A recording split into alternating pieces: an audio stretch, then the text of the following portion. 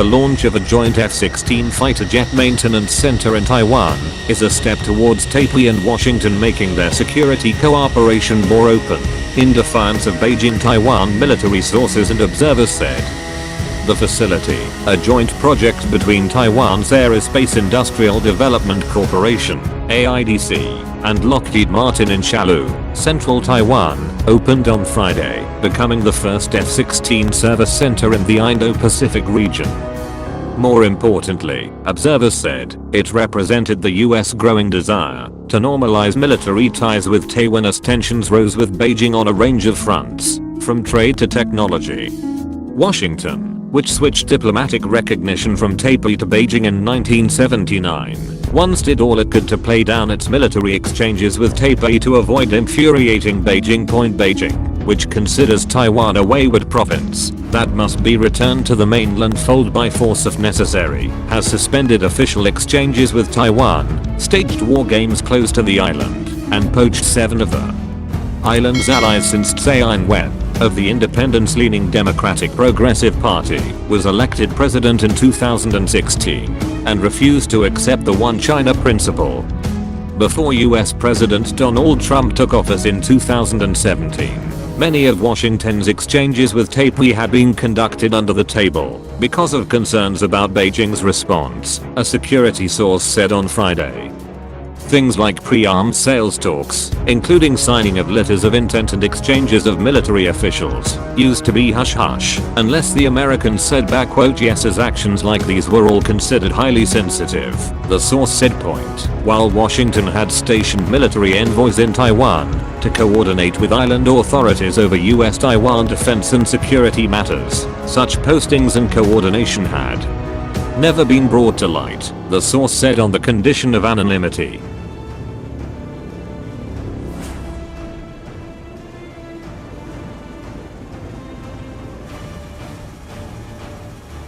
Nor would the island's authorities make public any invitation for US military officials to observe the Han Kuang exercise, the island's major annual military drill, much less mention their participation in the second stage of Han Kuang's computer simulation war games, the source said, adding this was all because of American concern about Beijing's anger.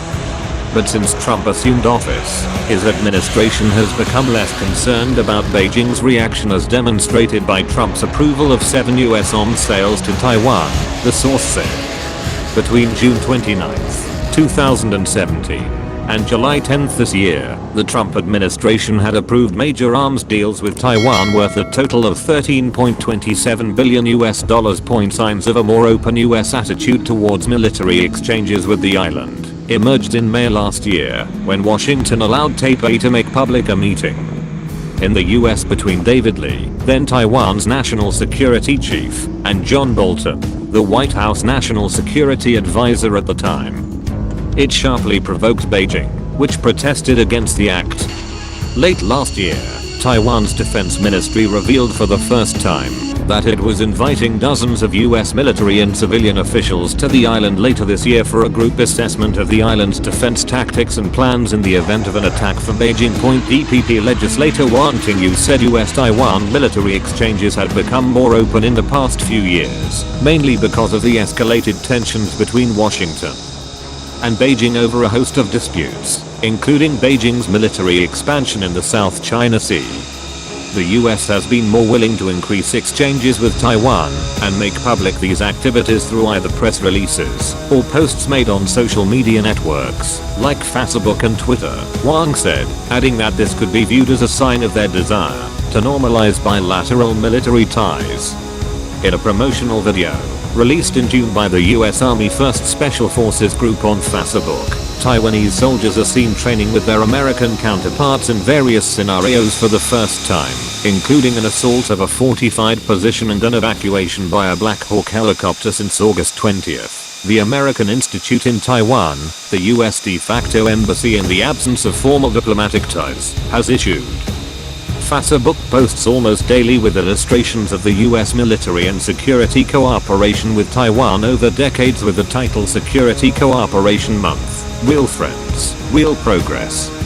In a symbolic show of support for Taiwan and active military exchanges, the 8 posted photos on Facebook of 8 director Brent Christensen joining, saying commemorations of the 62nd anniversary of the start of the Second Taiwan Strait Crisis on August 23, 1958, making him the first US envoy to take part in the event since 1979.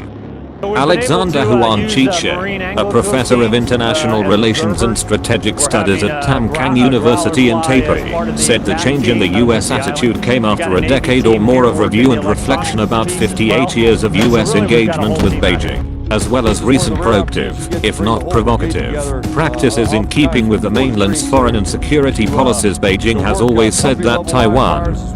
is the most important and sensitive issue at the core of Sino-US relations. Trump learned that even before his inauguration, when he took a telephone call from Tsai Ing-wen. Taiwan, then, became a useful tool for getting Beijing's attention, or a card to intimidate mainland China, he said. Huang said even with recent fireworks, that is, increasing American collaboration with Taiwan, and passing legislation to promote military relations, most of Washington's establishment understood there were fundamental limitations to normalizing military ties with Taiwan. Breakthroughs in high-level exchanges may not be the benchmark of "normalization of military ties between the US and Taiwan," Huang said, adding that the real substance came at undisclosed and substantial military assistance and collaboration of the two sides. On whether further military exchanges with the US would benefit Taiwan, Huang said, "There is no cheap defense and freedom is not free." With limited financial resources, however, Taiwan needs to spend more smartly with well-defined defense planning and modernization programs, smart lawyers and tough-minded program managers, and, more importantly, committed civilian leadership.